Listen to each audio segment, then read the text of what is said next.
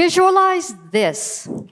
You've gone to bed and been asleep for a few hours, but you wake up in the middle of the night because the whole house is shaking violently. You don't know what's going on, but you wake up your spouse, the kids, grab a flashlight, and try to go down the stairs, only to find that the staircase is completely gone. You're confused, and you look at the walls, and you notice that the picture frames are all hanging crookedly. And at the same time, you realize that the floor has turned all mushy. It's not a solid thing that you could actually walk on.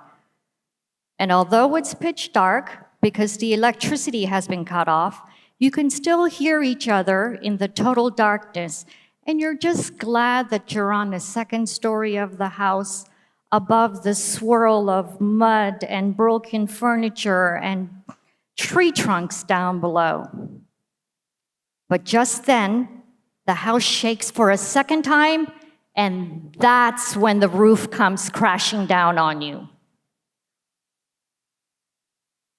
This is taken after an eyewitness account after the December 6, 2008 Bukit Antara Bangsa landslide in Sultan of Selangor.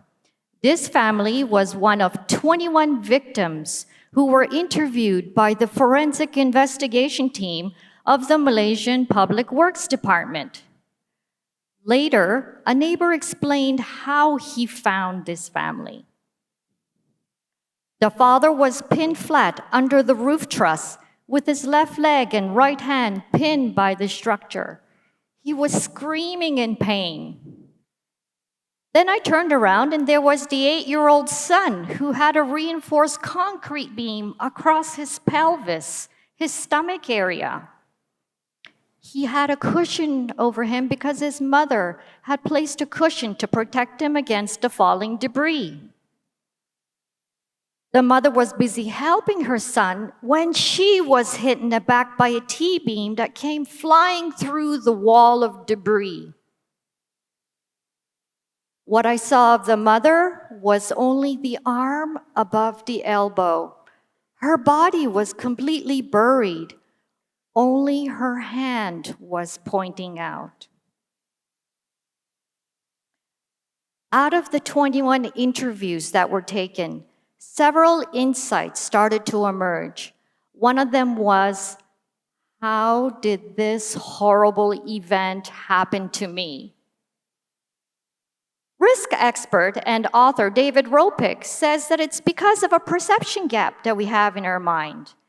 The gap between fear and fact. This is called the optimism bias.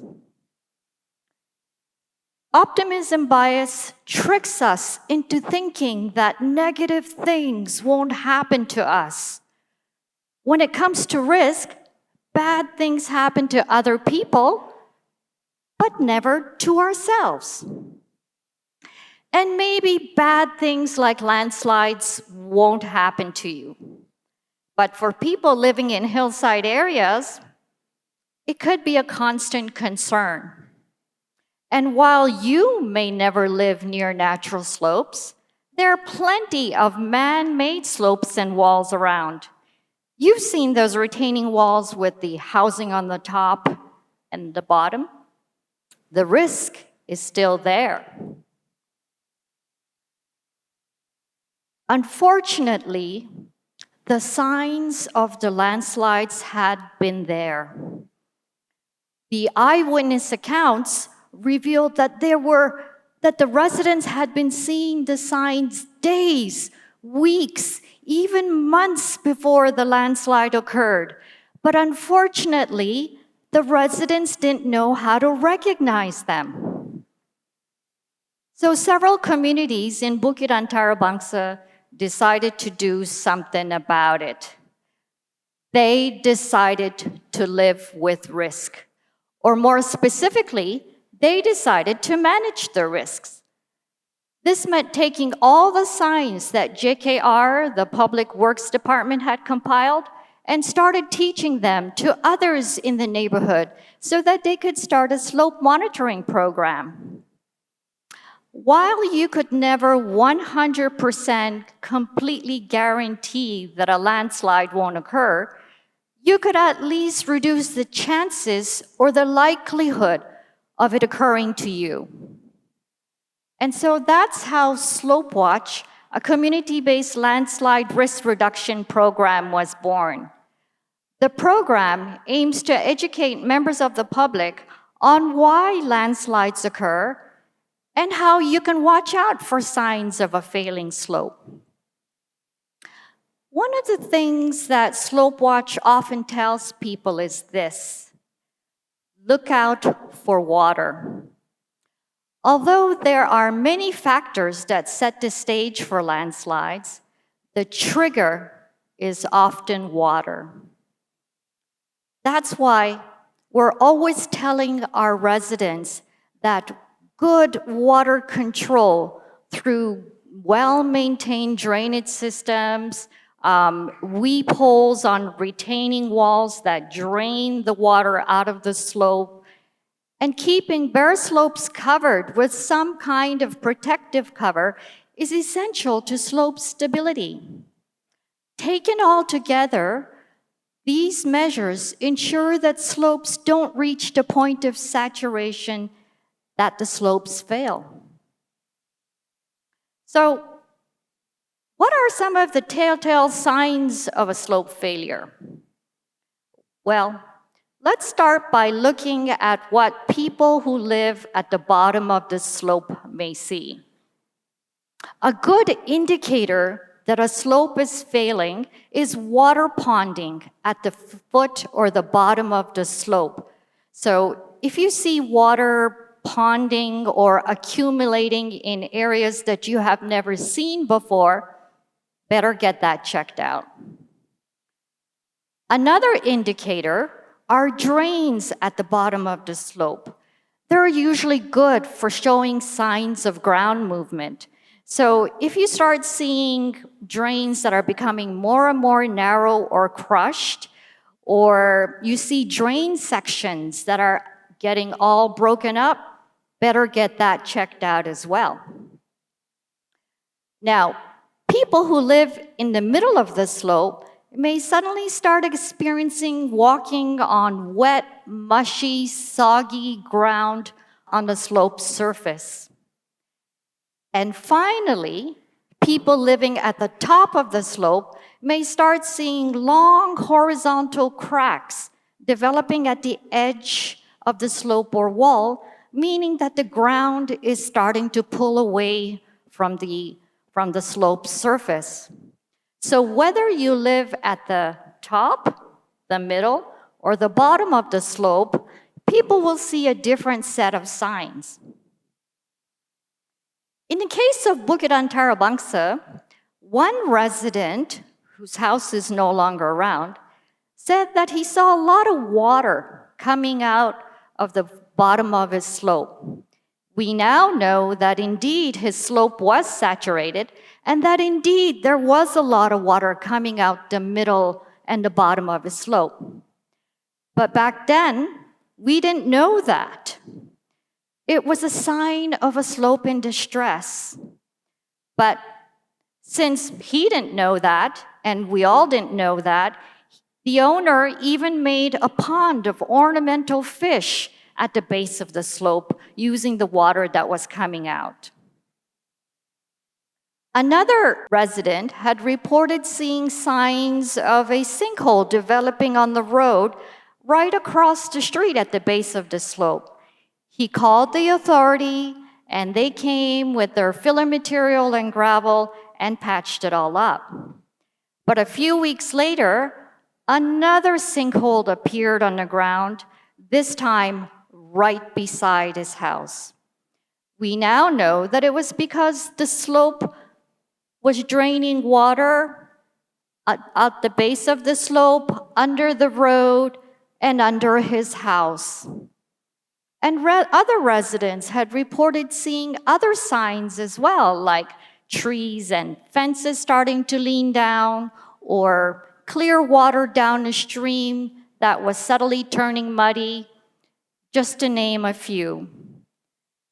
So one of the things that we tell people is that communities must communicate with each other. We encourage residents in the tamans, the neighborhood, to talk to each other and share notes and observations on what they're seeing. Because slope safety is not just an engineering or a technical thing. It's also about community relationships. Because when it comes to risk on slopes, we are all interconnected. Dealing with risk entails two psychological factors that affect risk perception. One is uncertainty, the other is control. The uncertainty factor means that we are afraid of things that we don't know, the difference between knowing and not knowing.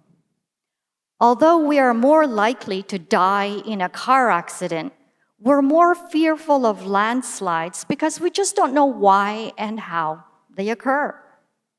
After all, we're not all geologists and geotech engineers.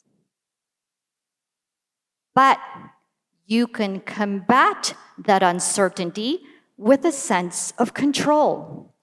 And control comes with knowledge.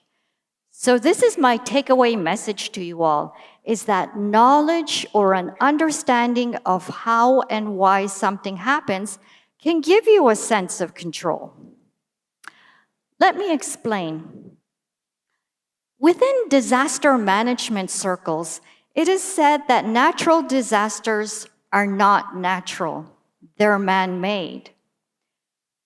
A 6.0 Richter scale earthquake in one country can bring about death and destruction in the form of collapsing buildings, collapsing houses, and fire outbreaks, while that same Richter scale earthquake in a country like, say, Japan, brings about only limited consequences because of good building codes and citizen preparedness.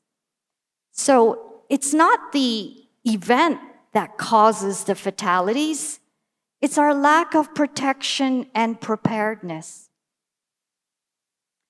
Do you all remember back in 2021 when we had these horrible floods in several states all over the country because of unprecedented or heavy rainfall? You all remember that? In Hulu Langat, where SlopeWatch ran a program, residents even had to climb up to the roofs of their houses to escape the rising floodwaters, where they waited for hours and hours, even the next day, for help to come. Today, that same area now has a community flood management plan. They've appointed street reps to take care of residents on each of the streets. They've made a list of the elderly and the sick residents who need help during an emergency. And they've even conducted a community flood evacuation plan. So by doing all of these things, they not only prepared themselves for the next flood, but they took back control in every way they could.